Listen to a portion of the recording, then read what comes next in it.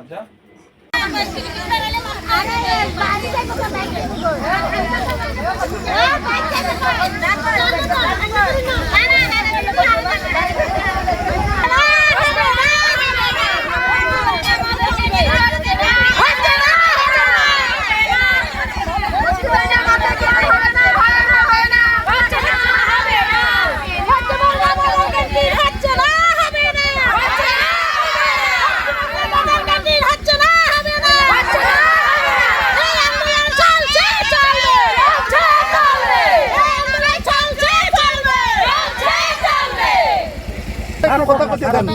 আপনারা যে অভিযোগ আছে আমরা এটা আপনাদের অভিযোগটা তো আমরা বিচার করতে পারতাম না, আমরা নিয়ে আমাদের উপরে ডিপার্টমেন্টে বুঝলেন নাকি?